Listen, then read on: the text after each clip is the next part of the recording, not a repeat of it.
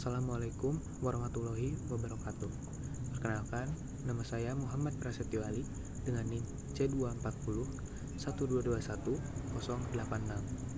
dari kelompok 5 Biologi Perikanan IPB University.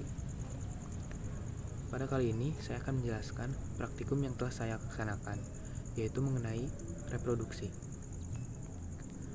Pada praktikum ini, saya mempelajari apa itu TKG. TKG adalah suatu perkembangan pada suatu organisme, yaitu ikan, baik itu sesudah maupun sebelum memijah. Kali ini penting diketahui untuk keperluan berbagai konsep dari biologi perikanan itu tersendiri. TKG pada setiap ikan itu berbeda-beda. Salah satu yang menjadi cirinya adalah ikan dengan periode hidup yang pendek akan mengalami kematangan gonad yang cepat, sedangkan ikan dengan periode hidupnya yang panjang akan mengalami kematangan gonad yang lambat. TKG ini dapat menjadi bagian penting dalam biologi perikanan karena dapat menjadi sarana dalam mendalami perkembangan gonad yang sudah masak dengan jumlah yang ada di suatu perairan. Ukuran pemijahan, musim pemijahan, serta lama pemijahan merupakan faktor yang mendukung dalam pertumbuhan gonad pada ikan.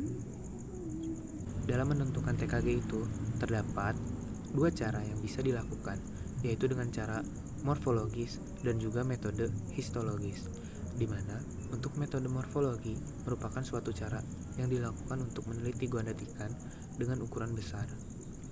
Untuk histologi dilakukan untuk meneliti gonad dengan ukuran yang kecil. Fekunditas merupakan kemampuan untuk reproduksi. Fekunditas terdiri dari 3 macam, yakni fekunditas mutlak, nisbi, dan total. Untuk mutlak, yakni jumlah telur yang masak sebelum dikeluarkan. Untuk nisbi, jumlah telur persatuan berat atau panjang. Dan untuk total, telur yang dihasilkan ikan dari awal produksi hingga akhir. Diameter telur ikan merupakan garis tengah pada suatu ikan atau ukuran panjang dengan mikrometer yang berskala.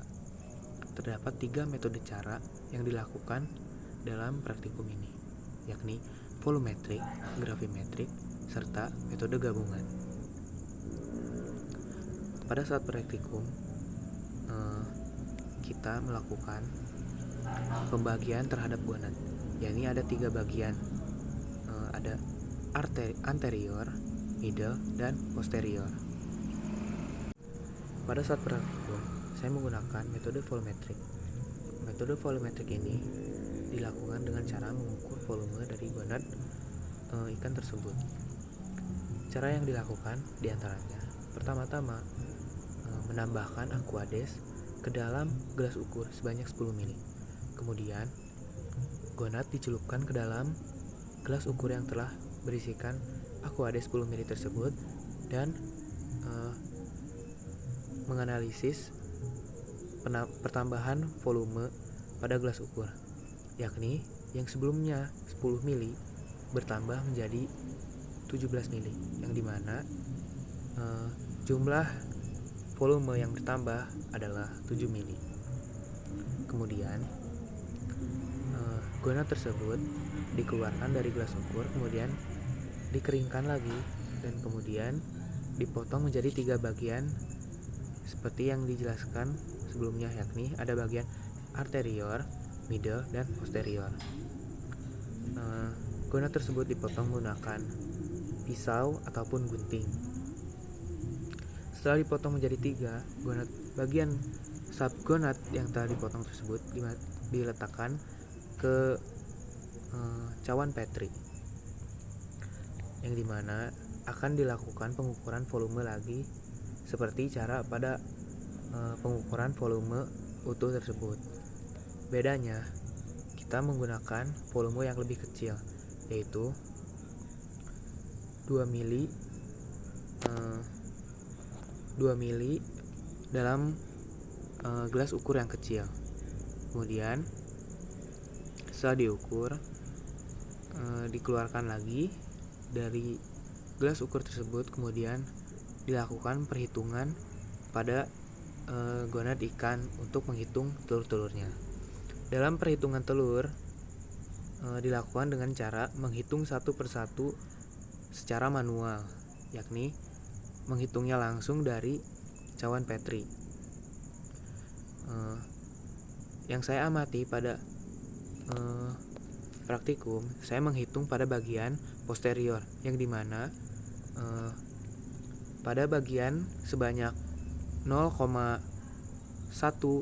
mili gonad terdapat 953 butir telur yang terdapat pada hasil amatan saya. Kemudian setelah itu, data yang saya peroleh dimasukkan ke dalam sheet. Sebelumnya, semua data yang telah dilakukan untuk volume awal dan perhitungan yang sampai akhir tersebut dimasukkan ke dalam sheet yang kemudian akan dihitung menggunakan rumus. Untuk rumus volumetri tersendiri, yakni F sama dengan VGT dikali T per VSG. VGT adalah volume gonad total. Untuk T merupakan jumlah telur dan VSG merupakan volume subgonad yang telah dipotong sebelumnya. Setelah data selesai dicatat dan dihitung, kemudian dimasukkan ke dalam sheet kelompok yang kemudian akan dikumpulkan ke dalam folder pengumpulan biologi perikanan minggu kedua. Untuk praktikum kali ini sangat seru sekali karena kita melakukan perhitungan terhadap telur yang dimana hal ini belum pernah saya lakukan sebelumnya, dan hanya di biologi perikanan ini saya melakukan hal tersebut. Jadi untuk kedepannya semoga praktikum biologi perikanan selalu menyenangkan dan dapat berjalan dengan lancar selalu. Sekian dari saya. Wassalamualaikum warahmatullahi wabarakatuh. Terima kasih.